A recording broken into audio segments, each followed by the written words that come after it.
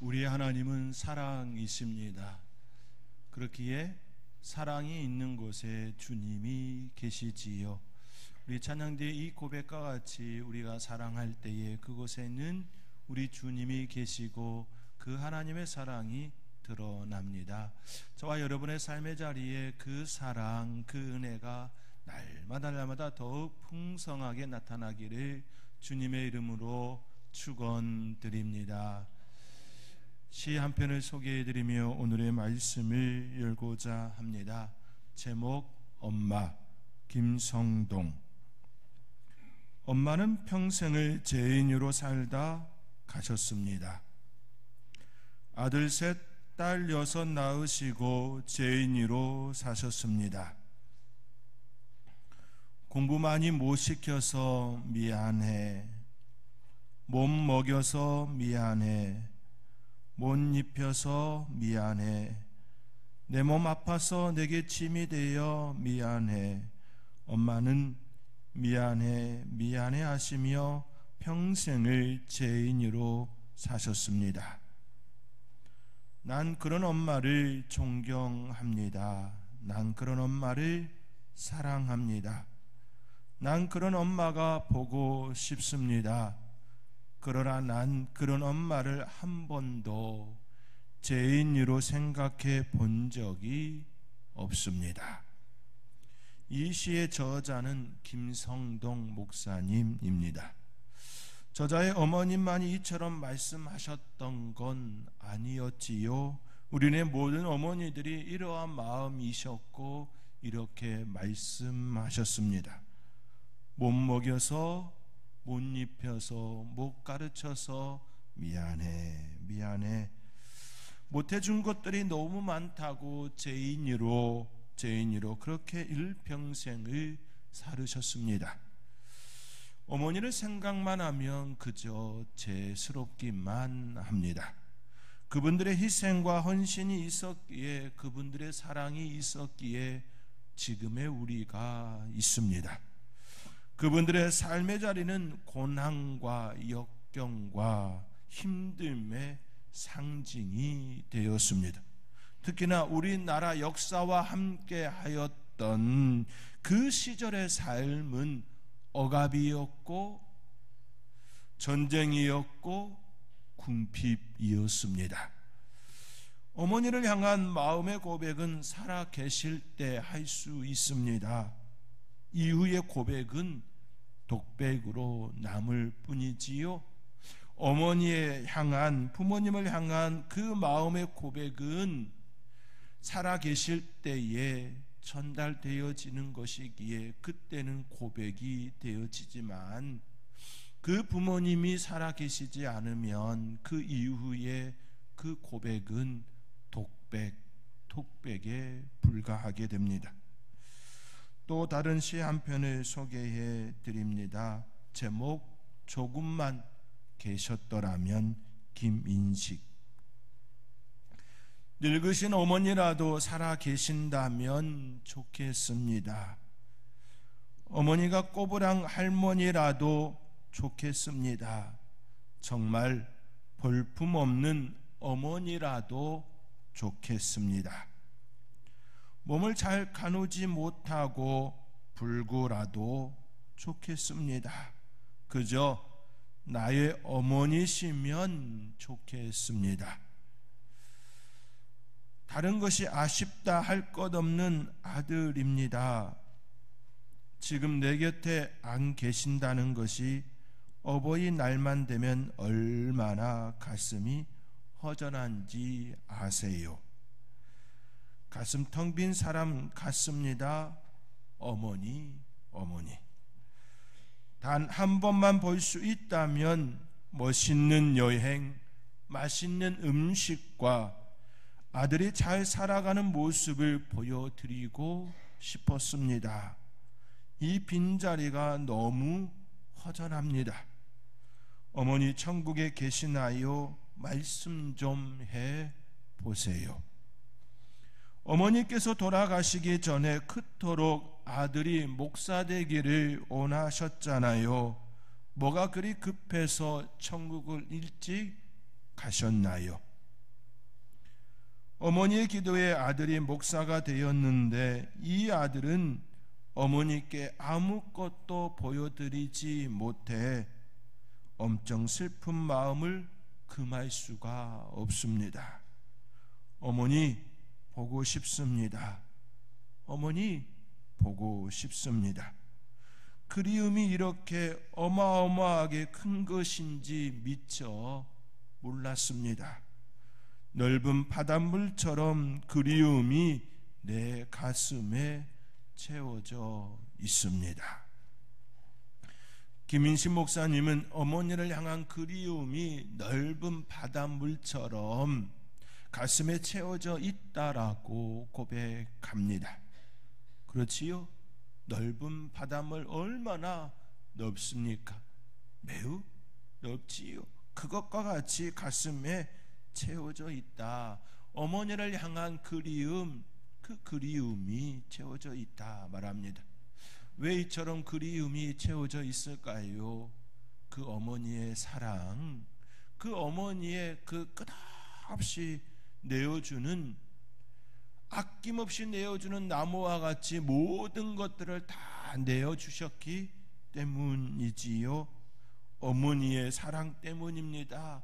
한없이 내어주고 또 내어주고 다 내어주었음에도 불구하고 못해줘서 미안해 라고 하는 그 어머니의 한스러운 이야기 때문입니다. 우리 모두는 빚진 자들입니다. 가장 먼저 부모님께 빚진 자들이지요. 그 부모님의 사랑을 갚는 자녀는 이 세상에 그 어떤 존재도 없습니다. 아무리 잘나고 엄청난 명예와 권세와 권력을 가졌다 할지라도 그 부모에게 다 갚을 수가 없습니다. 그 사랑이 너무나도 크기 때문입니다. 우리의 부모 세대는 앞서 말씀드린 것과 같이 억압과 전쟁, 궁핍의 시대를 살았습니다. 그때 그들이 행한 모습은 억압의 때에는 억압으로, 전쟁의 때에는 전쟁으로, 궁핍의 시절에는 궁핍으로 그 삶을 지탱해 왔음을 우리는 이미 알고 있습니다. 이 말을 풀이해드리면 이렇습니다. 일제치하의 우리의 부모 세대는 억압을 당하였습니다. 자유가 아닌 감시와 의심 속에 살아야 했습니다. 그때 그들은 스스로 더욱더 억압의 자리로 향하였습니다. 일제가 가하는 억압은 외적 억압이었습니다. 총칼로 위협하는 억압이었습니다. 그러나 그 억압은 우리의 믿음의 선배들의 마음과 우리 부모들의 그 영혼을 이기지 못했습니다. 그들은 더욱 강한 의지와 마음으로 그들의 삶을 억압시켰기 때문입니다. 이 억압은 외적 억압이 아닌 자율적으로 스스로 자신의 삶을 제어하는 절제였습니다. 외적 억압에 그들은 자신의 마음과 자신의 영혼을 제어하는 그 절제 속에 그 억압을 이겨내었습니다. 전쟁의 때에도 마찬가지였습니다. 전쟁의 소용돌이 속에서 그들은 자신과의 싸움을 싸웠습니다. 자유를 얻기 위한 싸움이었습니다. 피난길에서 그들은 강해져야만 했습니다. 가족들을 지키기 위하여서, 자녀들을 지키기 위하여서 그들은 메고 이고 업고 손에 붙잡고 자신의 한계를 뛰어넘는 자신의 한계와 싸워야 했습니다. 전쟁 속에 그들은 그들의 한계와 싸워야 했습니다. 그들은 실제로 총알과 폭탄이 떨어지는 그 전쟁터에서 자신의 한계를 뛰어넘는 그 싸움을 해야만 했습니다. 그 싸움에서 이기고 지금에 이르게 되었습니다. 사랑하는 성도 여러분, 우리의 부모 세대들은 이처럼 지금을 만들어내었습니다. 억압 속에 철저히 자신의 그 삶을 제어하는 절제하심으로 전쟁통에는 자신의 한계와 싸우며 또 싸우며 이겨내는 그 싸움으로 전쟁을 이겨내었습니다. 그리고 우리에게 지금이라고 하는 선물을 주셨습니다. 그 모든 시간을 감사함으로 받을 수 있기를 주님의 이름으로 권면드립니다. 오늘 본문에서도 이와 같은 원리가 등장합니다. 예수님께서는 하나님의 아들이시지요, 하나님의 아들입니다. 그분은 하늘 보좌에 계셨던 분이십니다. 그러나 아버지 하나님의 뜻을 따라 이 땅에 내려오셨습니다. 낮고 천한 자리로 내려오셨습니다. 그리고 십자가의 고난을 당하셨습니다. 그리고 끝내 그 십자가에서 죽음을 당하셨습니다. 그 고난과 죽음은 새로운 시대를 우리에게 선물로 주셨습니다. 히브리서 기자는 이를 죽음을 통하여 죽음의 권세를 멸하셨다. 다시 말해 죽음을 통하여 죽음을 이기신 사건이 되었습니다. 오늘 본문 14절의 말씀입니다. 오늘 본문 14절의 말씀 우리 함께 읽겠습니다. 자녀들은 혈과 육에 속하였음에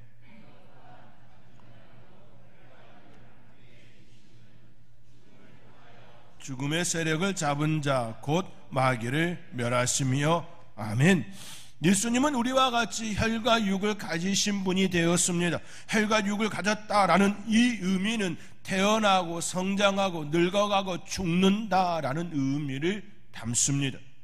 출생과 죽음을 겪지 않아도 될 하나님이신 그 예수님이 출생과 죽음의 자리로 내려오셨다라는 말씀입니다. 왜 예수님께서는 이와 같이 출생과 죽음의 길, 그 길을 선택하셨나요? 그것은 죽어야 죽음을 이길 수 있기 때문입니다. 죽음으로 죽음을 이기신 사건을 이루시기 위하여 죽음을 통하여 죽음을 권세를 가진 그 존재를 멸하실 수 있기 때문이었습니다. 죽음으로 죽음을 이기신 예수님의 사건이 되었습니다. 우리 부모 세대들이 억압의 때에 자신을 더욱 강하게 절제함으로 그 억압을 이겨내신 것처럼 전쟁의 때에 자신의 한계와 싸우고 또 싸움으로 그 전쟁을 이기신 것과 같이 가난과 헐벗음의 시대 속에 더 간절한 마음으로 더 아끼고 더 아껴 자녀들에게 베풀고 또 베품을 통하여 살림을 유지하셨던 것처럼 예수님께서는 이 땅에 혈과 육을 가지시고 죽음을 통하여 죽음을 이기신 우리에게 생명을 허락하신 그 은혜가 되게 하셨습니다. 예수님의 죽음은 죄인들이 죽어야 할 자리였습니다. 그 자리를 대신함으로 죽음을 통하여 죽음을 이기신 사건이 되어지셔서 우리에게 영생이라고 하는 선물을 주셨습니다. 예수님은 친히 대제사장이 되셔서 친히 자신의 몸을 어린 양의 제물로 내어주셨습니다. 이는 혈과 육을 가진 우리를 위함이었습니다. 오늘 본문 17절의 말씀입니다. 우리 함께 오늘 본문 17절의 말씀 함께 읽겠습니다. 그러므로 그가 범사에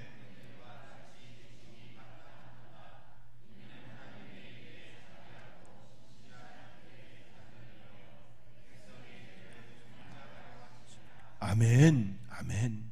우리와 같이 되셨습니다.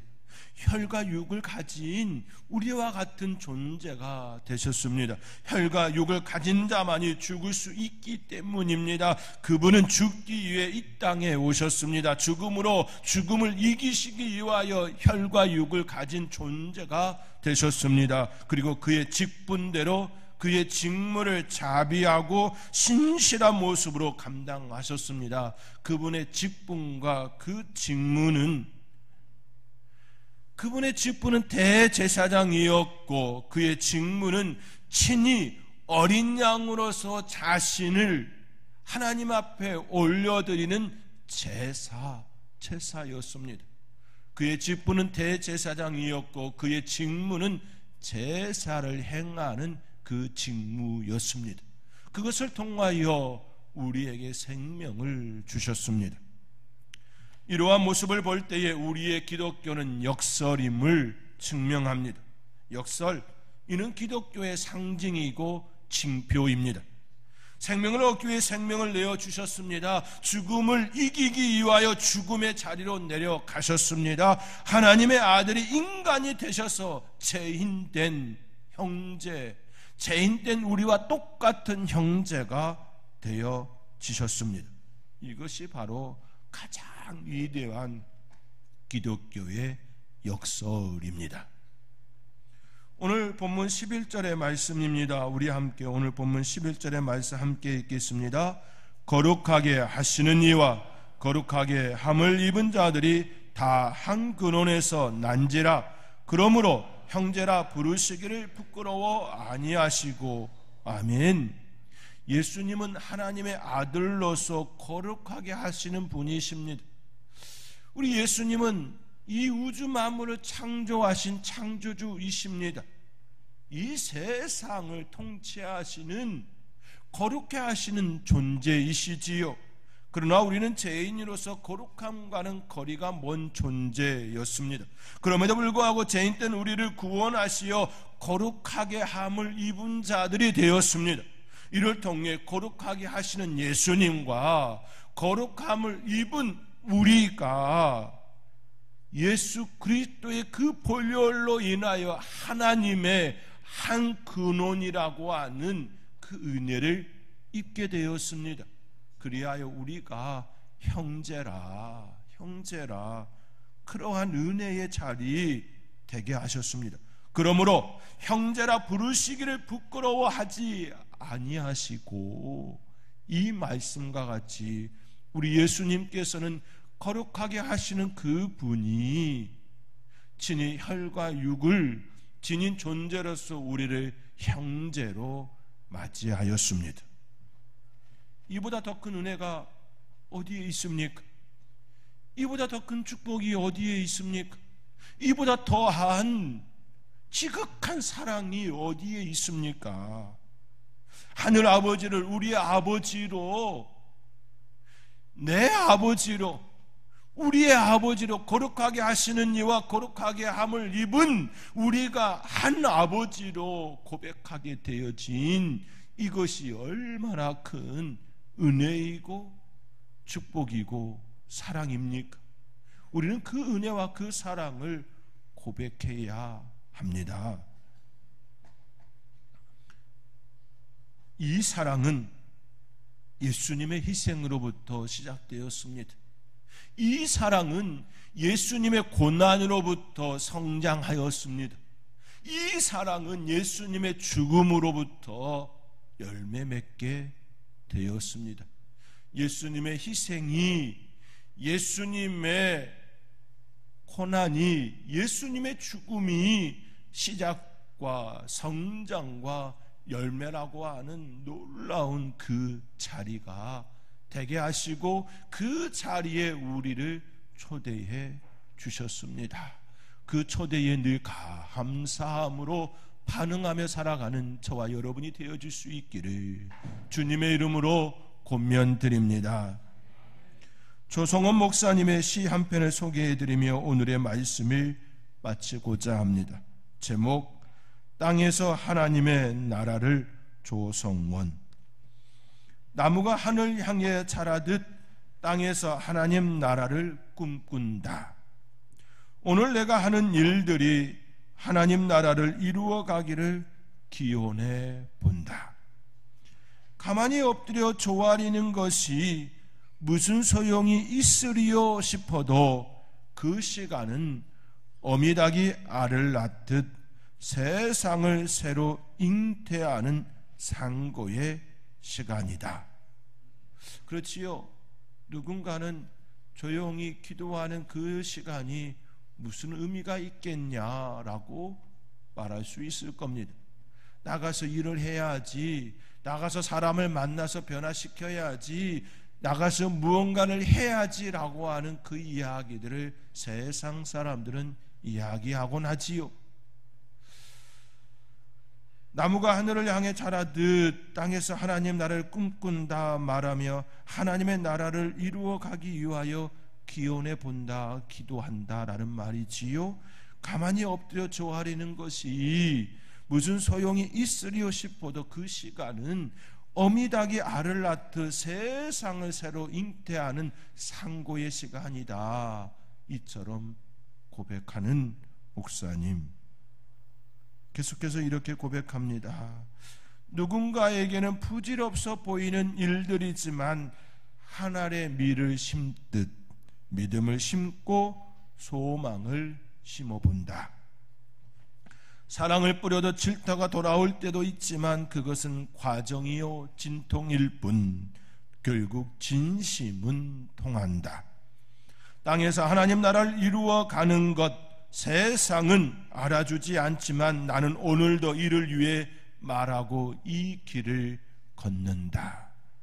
사랑하는 성도 여러분, 조성원 목사님은 우리의 삶을 하늘로 자라는 나무로 빗대어 이야기합니다. 그 과정 중에 사랑을 뿌려도 그것이 질타로 다가올 때가 있다고 말하면서도 그 일은 과정이고 진통일 뿐이라며 우리에게 위로를 건네고 있습니다. 예수님은 우리를 위하여 자신의 생명을 내어주셨습니다. 그것을 통하여 우리는 그 은혜를 입었습니다. 이것이 죽음을 통하여 죽음을 이기신 예수님께서 우리에게 보여주시는 삶의 비결입니다. 이것이 바로 하나님께서 우리에게 보여주신 삶의 비결입니다. 이 비결을 따라 우리의 부모님들이 그러하였습니다. 억압 속에 더 제어하고 절제의 그 모습으로 전쟁 속에 오히려 자신의 한계와 싸우며 굶주림과 가난 그 속에서 오히려 더 자신을 그 자리에 넣으심으로 마치 한 알의 밀알이 땅에 떨어져 썩어 한 알의 싹을 내듯이 그리하여 큰 나무가 되고 가지를 뻗어 새들이 깃들이는 나무가 되어짐과 같이 그 은혜를 이야기합니다. 가정의 달, 특별히 어버이 주일을 맞이하여 한 알의 밀이 되리라. 우리 부모님 세대들이 보여주었던 그 삶의 원리와 같이 또 예수님께서 친히 혈과 육이 되어 죽음으로 죽음을 이기신과 같이 그 삶을 따라가리라 소망하며 기도로서 삶을 살아내는 아름다운 하나님의 사람들이 될 수 있기를 주님의 이름으로 축원드립니다.